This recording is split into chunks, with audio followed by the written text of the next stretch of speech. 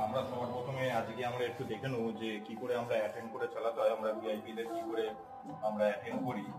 প্রথমত আমরা এই অটোমেটিক করা আছে, এখন অটো করা আছে, তাই এটা আমরা প্রথমে চাবি ঢুকে আমরা এটা প্রথমে অ্যাটেন্ড করে দিলাম। অ্যাটেন্ড করার পরে চাবিটা দিলাম, এখন আমাদের চাবিটা হয়ে গেছে অ্যাটেন্ড, অ্যাটেন্ডেড হয়েছে।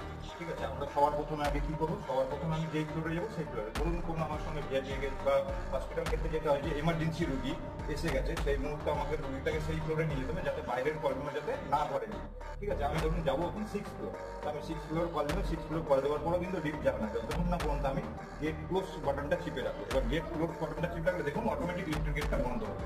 ঠিক আছে, অটোমেটিক লিফটের গেটটা বন্ধ হবে। এখনো পর্যন্ত আমরা কিন্তু এই বাটনটা চিপে রাখবো যতক্ষণ না পর্যন্ত লিফটটা রানিং হচ্ছে। আচ্ছা, লিফট এখন রানিং হচ্ছে, আমরা বাটনটা ছেড়ে দেবো।